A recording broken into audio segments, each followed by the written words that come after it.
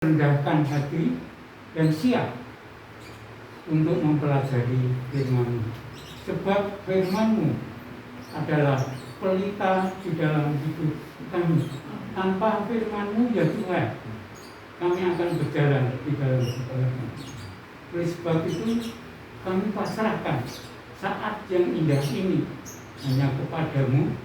Biarlah Engkau menuntun kami masing-masing di dalam kami belajar firman-Mu.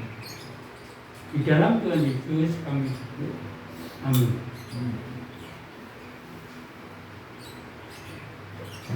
Selamat pagi Bapak dan Ibu. Jadi pagi kalau itu hujan, tidak deras tapi hujan. Saya berpikir saya berangkat dengan lebaran pakai mantel. Ya ada mantel tapi tetap akan basah. Saya kalau kena air hujan agak tidak enak badan. Udah tua. Iya, udah tua. Tapi sementara terus terang. Jadi saya suka sekali sebab pergi ke gereja untuk ibadah nggak usah pakai mantel dan akan aman, tidak kena hujan. Saudara yang kasih dalam Tuhan, kita akan belajar firman Tuhan dari kitab Ratapan pasal 3 ayat 1 sampai ayat 25.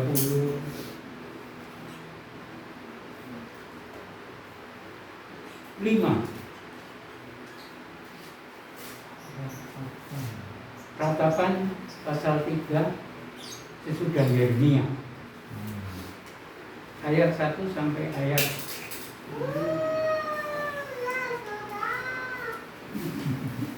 25. Kita akan baca silih berganti. Saya ayat yang ganjil, saudara-saudara bersama ayat yang benar. Pasal 3 ayat 1 sampai 25.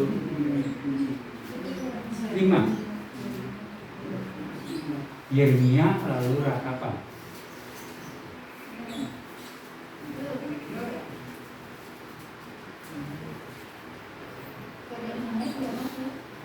Ya, bisa ya, Ratapan. Halaman 889 di tempat saya. 889.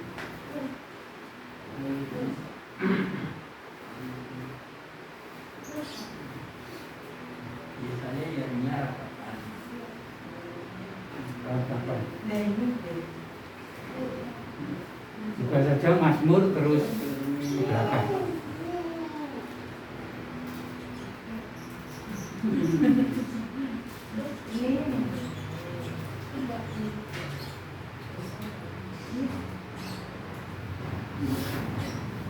Sudah ya, benar toh? Ya. Penghiburan dalam penderitaan. Akulah, itu Yeremia. Akulah orang yang melihat sengsara disebabkan cambuk murkanya. Ia menghalau dan membawa aku ke dalam kegelapan yang tidak ada terangnya. Sesungguhnya aku dipukulnya berulang-ulang dengan tangannya sepanjang hari. Ia menyusutkan dagingku dan kulitku, tulang-tulangku dipatahkannya. Ia mendirikan tembok sekelilingku, mengelilingi aku dengan kesedihan dan kesusahan. Ia menempatkan aku di dalam gelap seperti orang yang sudah lama mati. Ia menutup segala jalan keluar bagiku. Ia mengikat aku dengan rantai yang berat. Walaupun aku memanggil-manggil dan berteriak minta tolong, tak didengarkannya doaku. Ia merintangi jalan-jalanku dengan batu pahat dan menjadikannya tidak terlalui. Laksana beruang ia menghadap aku, laksana singa dalam tempat persembunyiannya. Ia membelokkan jalan-jalanku, merobek-robek aku dan membuat aku tertegur. Ia membidikan panahnya, menjadikan aku sasaran anak panah. Ia menyusupkan ke dalam hatiku segala anak panah dari tabungnya. Aku menjadi tertawa bagi segenap bangsaku, menjadi lagu ejekan mereka sepanjang hari. Ia mengenyangkan aku dengan kepahitan, memberi aku minum ipuk. Ia menemukan gigiku dengan memberi aku makanan kerikil. Ia menetapkanku ke dalam bumi. Engkau menceraikan nyawaku dari kesejahteraan. Aku lupa akan kebahagiaan. Sangkaku bila lenyaplah pengasuranku dan harapanku kepada Tuhan. Ingatlah akan sengsaraku dan pengembaraanku. Aku akan ikut dan racun itu. Jiwaku selalu teringat akan aku dan tertekan dalam diriku. Tetapi hal-hal inilah yang kuperhatikan. Oleh sebab itu, aku akan berharap Tak berkesudahan kasih setia Tuhan, tak habis-habisnya rahmat-Nya. selalu baru tiap pagi, besar kesetiaan-Mu. Tuhan adalah bagianku, kata Tuhan. Oleh sebab itu aku berharap kepada-Nya. Tuhan adalah baik bagi orang yang berharap kepadanya, bagi jiwa yang mencari Dia. Amin. Adalah baik menanti dengan Dia pertolongan Tuhan. Amin. Amin. Sampai ayat 25. Gak apa-apa, lebih panjang lebih baik. Saudara yang terkasih, kitab Peratapan ditulis oleh Yeremia. Latar belakang penulisan karena kepedihan yang sangat mendalam dari rakyat Israel sebab runtuhnya mereka dan runtuhnya bait suci. Namun ada nas atau ayat-ayat yang menarik sebab di tengah-tengah kepedihan yang mendalam itu ada nas yang mengingatkan orang Israel. Sering kita sebagai orang percaya juga mengalami kepedihan, sehingga membuat kita makin jauh dari Tuhan. Kita belajar bagaimana respon kita saat bersedih. Kuncinya ialah mengingat kebaikan Tuhan. Mengingat kebaikan Tuhan. Apa saja kata-kata yang harus diucapkan sebagai respon bersedih oleh Yeremia?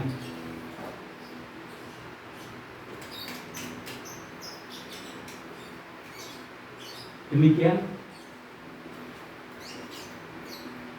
Jadi ayat-ayat yang sudah kita baca, ayat 1 sampai dengan ayat yang ke 20 itu memberikan gambaran kesedihan yang ada di dalam hidup Yeremia, sebab Israel ada di dalam keruntuhan, baik Allah juga runtuh. Tetapi pribadi Yeremia ikut mengalami kesedihan tersebut. Tapi walaupun kesedihan begitu dalam, ia hanya mengingat kesedihan yang ada, tapi dia lebih memperhatikan, mengharap kepada Tuhan.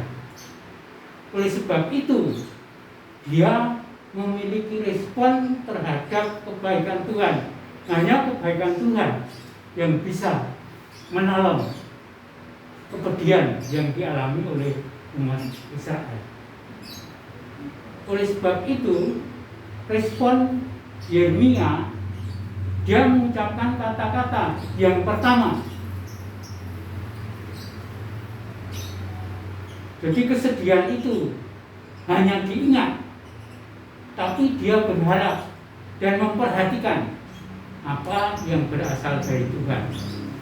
Dia berkata, Yeremia berkata, tidak berkesudahan kasih setia Tuhan. Tidak berkesudahan kasih setia Tuhan. Walaupun dia mengalami kesedihan yang amat dalam, dia memperhatikan kebaikan Tuhan,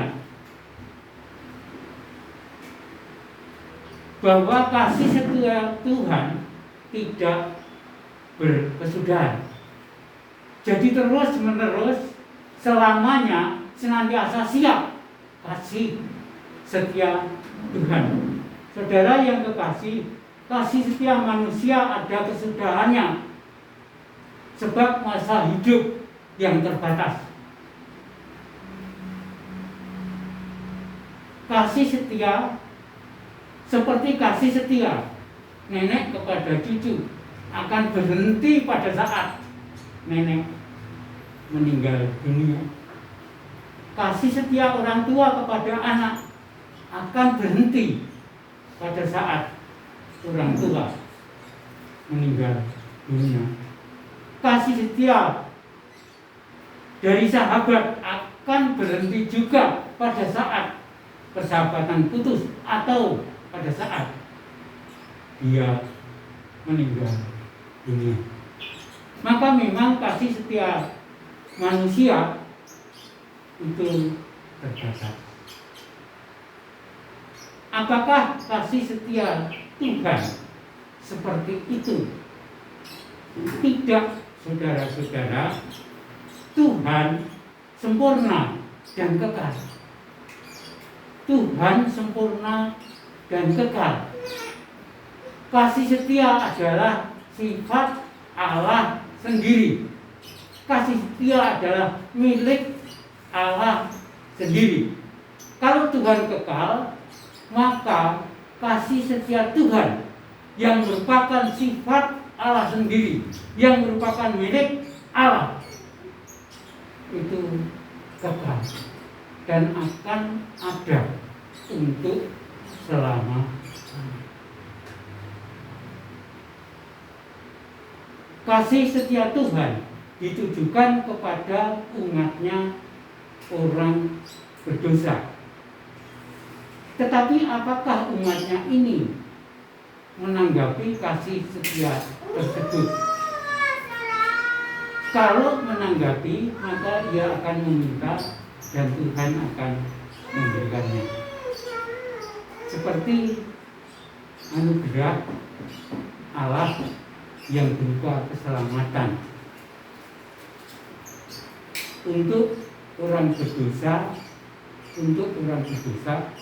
akan dimiliki apabila mau percaya kepadanya dan orang berdosa itu selamat. Jadi keselamatan memang anugerah Allah, tetapi perlu tanggapan dari orang berdosa. Tanpa tanggapan untuk percaya, maka tidak akan mendapatkan keselamatan. Demikian juga kasih setia Tuhan yang tidak berkesudahan. Allah merespon dengan pertolongan bila umat Israel yang dalam penderitaan sebab dosa meminta kepada Tuhan, maka Tuhan pasti menolong dengan kasih setia. Amin. Terima kasih dengan aminnya. Ya. Ada yang berpikir sebab dosa yang ada, Allah tidak akan mengampuninya.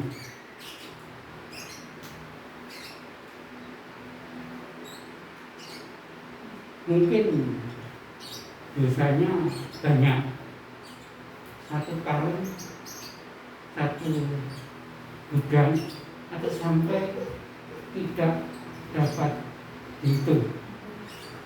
Sehingga dia mempunyai pertanyaan, apakah dosa saya yang sebanyak ini Allah akan mengampuni? Saudara yang terkasih,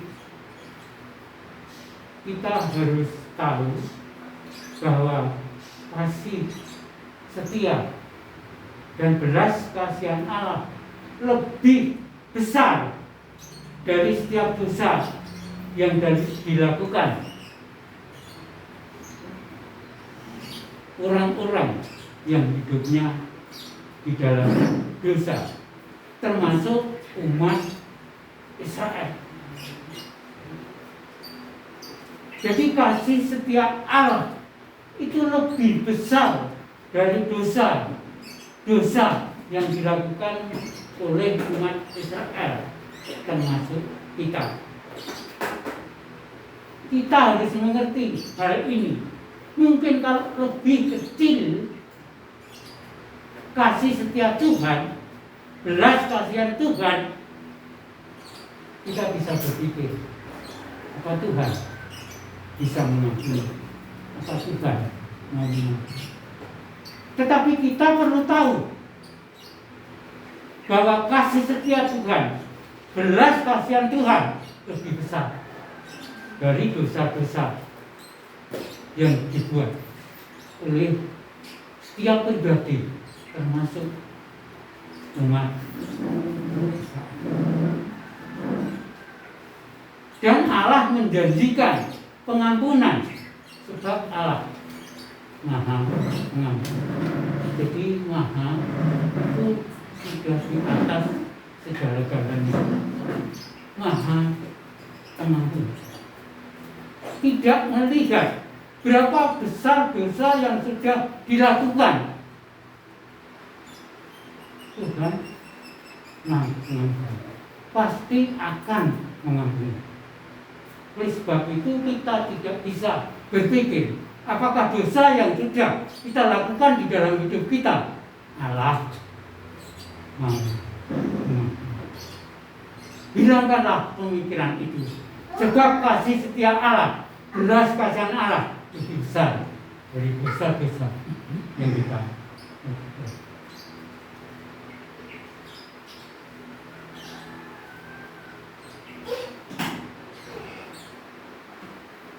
Apa masker menghalangi ya, tapi memang harus pakai masker, kalau tidak nanti Mas Teguh marah. Jadi nggak apa-apa.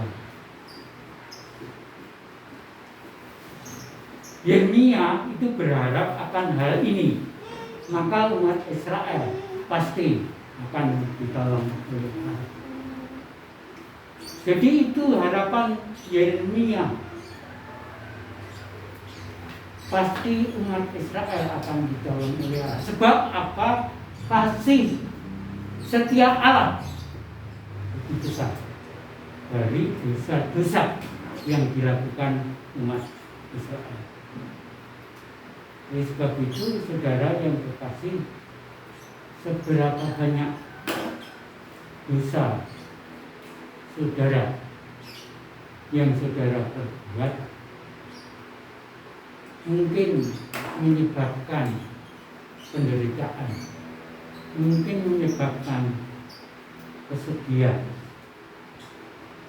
Kalau saudara dan saya sadar akan dosa tersebut dan mau datang kepada Tuhan, minta pengampunan, kasih setia Tuhan yang tidak terbatas tersebut akan diberikan, saudara dan saya akan diampuni seperti umat.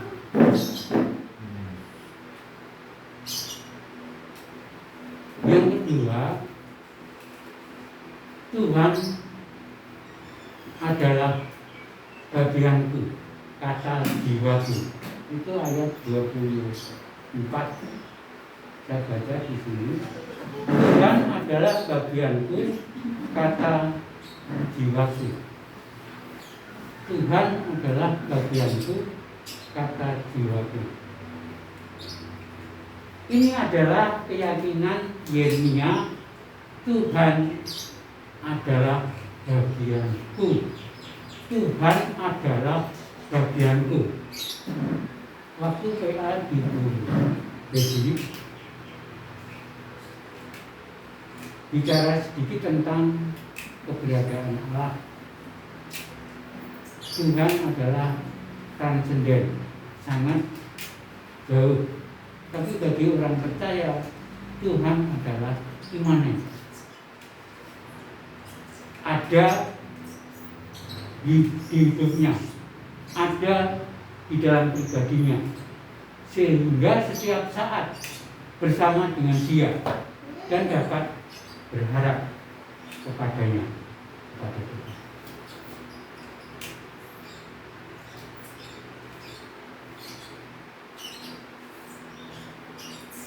Saya diberkati melalui pembicaraan walaupun waktunya singkat.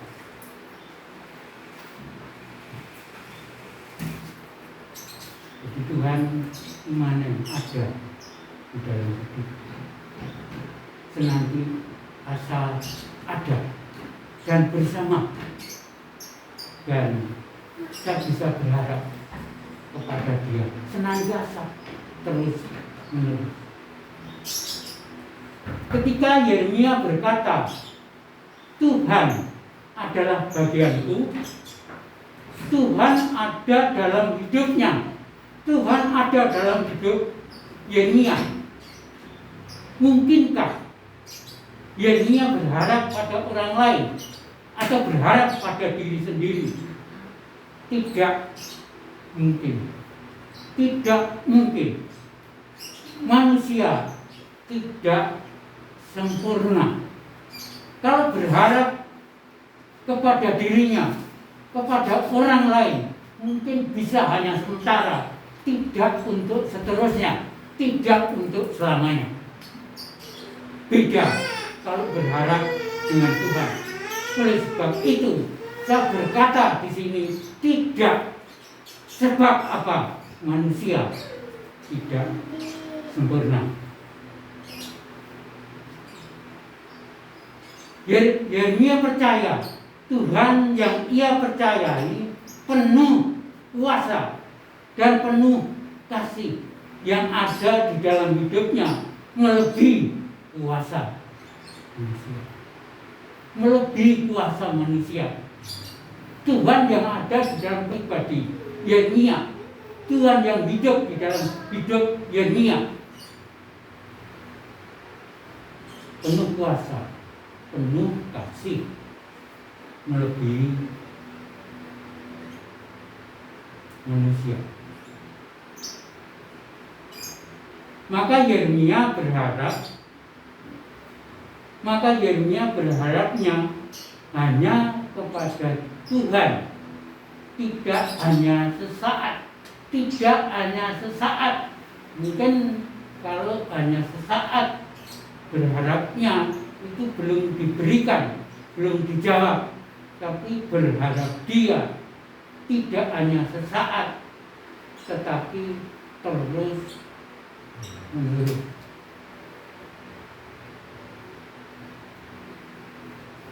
Mungkin ada yang bertanya, apakah bisa terus menerus?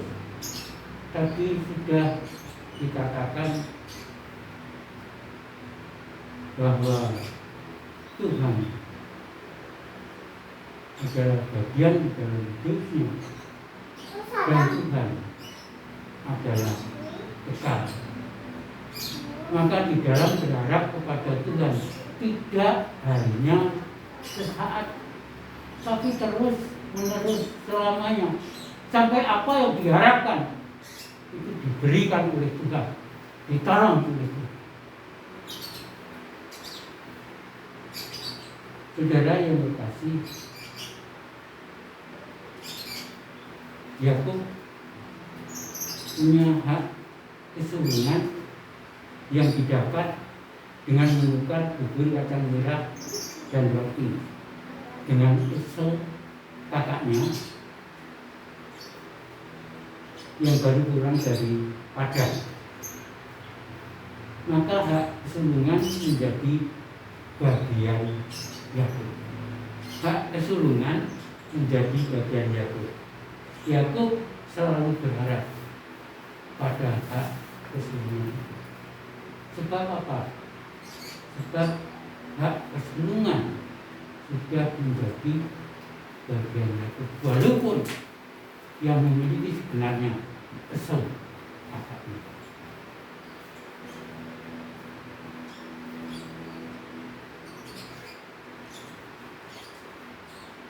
Akhirnya hak kesulungan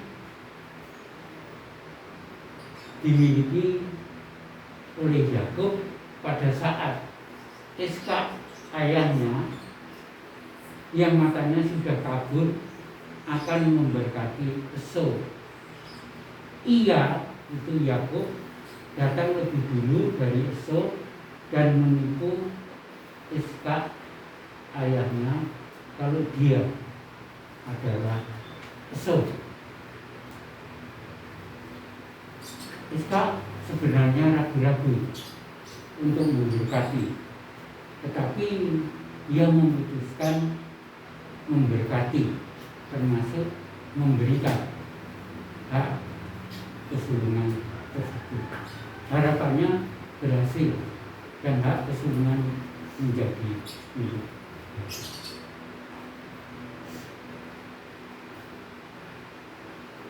Sering memang dibicarakan Yakub penipu. Kalau pakai nama baptisan dengan Yakub, Yakub penipu. Enggak, saudara, ini sudah dipastikan oleh Tuhan. Kalau tidak, ayahnya Iskak pasti tidak akan memberkati. Pasti tidak akan memberkati. Sehingga apa yang dikatakan oleh Yakub, hak kesulungan sudah menjadi bagian di dalam hidupnya, dia terus berharap yang akhirnya memang dia milik. Saudara yang kasih, ketika kita percaya bahwa Tuhan bagian dalam hidup kita, maka kita akan terus berharap kepada Dia. Kita akan terus berharap kepada Tuhan agar Tuhan campur tangan dalam menghadapi segala. Ingatlah, Tuhan bagian.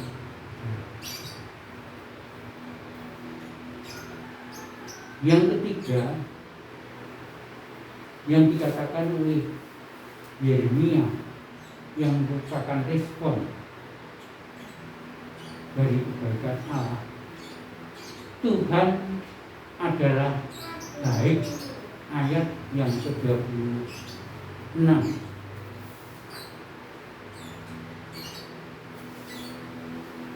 Tuhan adalah baik bagi orang yang berharap kepadanya, bagi jiwa yang mencari Dia. Ini yang dikatakan oleh Yeremia pada saat mengalami kesedihan. Dia memperhatikan kebaikan Tuhan, bahwa Tuhan adalah baik. Kita mengaminkan kalau Tuhan adalah baik. Ya atau tidak? Saya pribadi mengaminkan kalau Tuhan adalah baik. Saya percaya kalau Bapak dan Saudara juga mengaminkan kalau Tuhan berkata. Bagi Yeremia, Tuhan baik tidak hanya ada dalam firman-Nya, tidak hanya ada dalam firman Tuhan, tetapi Yeremia sendiri sudah mengalami dalam hidupnya pada saat-saat dia melayani umat Israel yang sudah ditugaskan oleh Tuhan. Kalau saudara ke Alkitab, dalam kitab Yeremia pasal yang ke-11, Yeremia akan dibunuh orang-orang Anatot. Tetapi apakah ia jadi dibunuh? Tidak. Sebab Tuhan melindungi. Ini adalah perbuatan baik yang dilakukan oleh Tuhan kepada Yeremia. Dia sudah mengalami Tuhan melindungi di dalam hidup dia pada saat dia menghadapi bahaya kematian. Pasal 20, kepala rumah Tuhan yang namanya Pasur memasung dan memenjarakan Yeremia. Tuhan membebaskan. Tuhan membebaskan. Walaupun Yeremia sudah dipasung dan dimasukkan di dalam penjara, Tuhan membebaskan.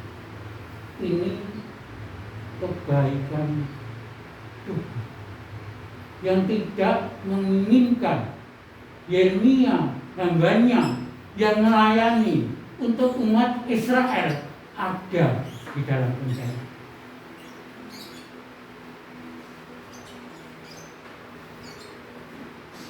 Pasal 38, Yeremia dimasukkan di perigi, diambil oleh Ebed-Melek. Mengapa itu terjadi? Sebab pertolongan Tuhan. Tuhan menggerakkan hati Ebed-Melek untuk menyelamatkan Yeremia yang ada di dalam perigi. Saudara yang terkasih, ini juga perbuatan baik Tuhan yang dirasakan oleh Yeremia pada saat-saat dia melayani orang Israel. Tidak hanya 3 ini, masih banyak bagian-bagian lain yang bicara tentang kebaikan Allah menolong Yeremia.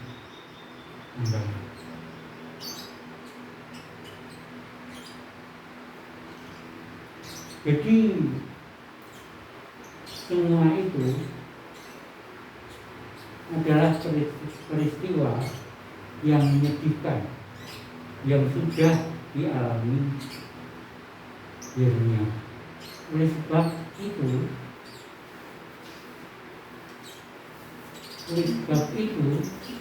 pada saat Yeremia mengalami kesedihan sebab melihat keadaan umat Israel